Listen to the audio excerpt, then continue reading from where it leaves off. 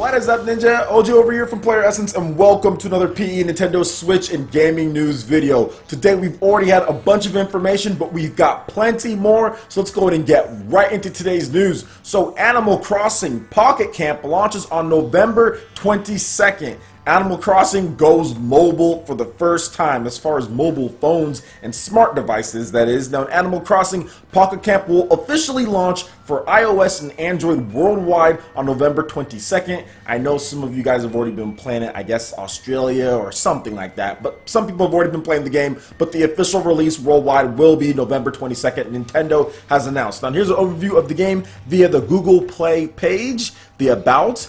Get back to nature in Animal Crossing Pocket Camp, the new Animal Crossing mobile game where you take on the role of a campsite manager. You're in charge, so you can decorate your own campsite however you like. Make it fun, make it cute, make it sporty. It's up to you to craft the kind of furniture and amenities that will make your camp a must-see for animals visiting the area. Building your dream campsite. Help animals as you explore. While visiting different recreational spots, you'll meet new animals who could use a little bit of help. They'll be looking for fish, fruit, bugs, and other things to get your camping adventures started. And when you help them out, you'll earn bells and craft materials in return. Craft furniture and amenities. The craft materials you will earn by fulfilling animals' requests can be used to craft all sorts of furniture and amenities for your campsite.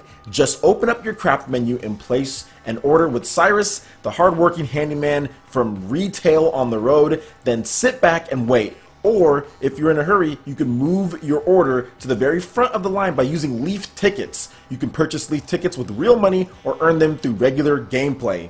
Your campsite, your way. The joy of Animal Crossing Pocket Camp is creating a space that suits you and your style. Your campsite can be anything you like, from a traditional space that celebrates nature to a flashy fun house with concerts and rides. It's all up to you. You can also customize your camper, visit your friends' campsites to get ideas for your own, and meet new animal friends as you explore recreational areas. Host animals at your campsite, so as you grow your friendships with different animals, they'll want to visit your campsite, craft and decorate with their favorite items, and you'll be able to host them whenever you like, even if you change up your decorations completely. So that is the full about when it comes to the features and everything with Animal Crossing Pocket Camp for mobile devices. And I do think that this is going to be an important title to get the awareness of Animal Crossing out. Obviously, it's been a bit since Animal Crossing, what was it, the one on the Nintendo 3DS. So I think that Nintendo's just trying to kind of bring it back into the spotlight here, and I do feel that we will be getting an Animal Crossing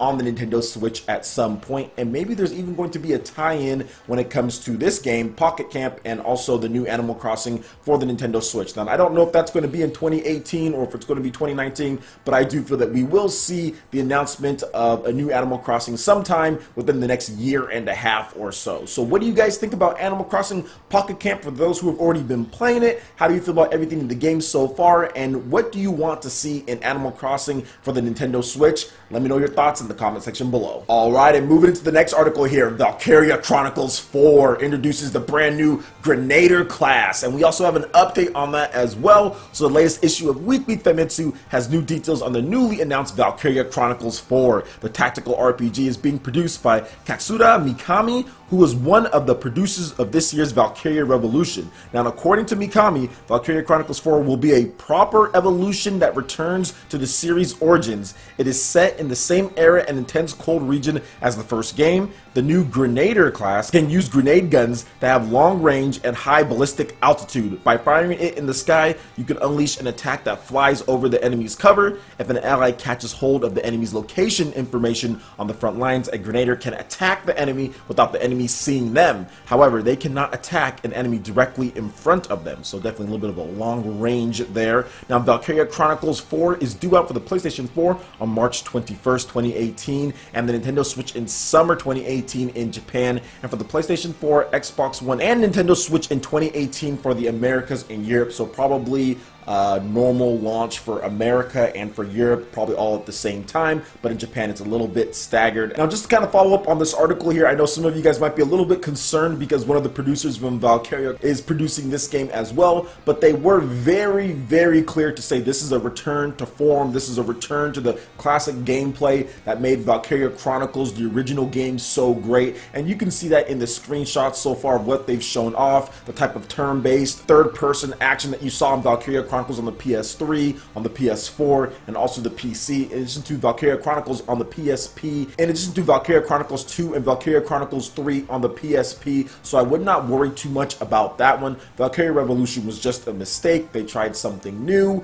and it didn't work out for them, and I think that they know very clearly that they need to get back to exactly what made Valkyria Chronicles, the first one, good. And I'm pretty sure that this is probably going to be the best-selling game in the franchise, just as long as it's good, and based on everything we're seeing so far from the different classes, the art style, who they're getting back to come produce on the game, and also do the art for the game as well. It's definitely going to be a return to form for Sega and the Valkyria Chronicles franchise. In addition to that, you also have the Nintendo Switch as well as a platform, so you get basically the portable fans who love the PSP games, but then you also get the home console fans that will be buying the PlayStation 4 version. You get the portable fans who want a little bit of both with the Nintendo Switch. So basically you have all fans covered when it comes to Valkyria Chronicles. So what do you guys think about these developments here when it comes to the game? The Grenadier class, I'm really liking it. I love the style of the game. I love the early story so far, set during that first Valkyria Chronicles game, right there in that time period. I think this is going to be amazing. So what's the most exciting thing so far for you guys with Valkyria Chronicles 4 on the Nintendo Switch? Let me know in the comment section below. Alright, and moving into the last article here, and Hideki Kamiya was recently interviewed in Dengeki and said a lot of cool stuff when it comes to what he wants to work on. So let's just go ahead and get right into what he had to say on the matter. Quote from Hideki Kamiya: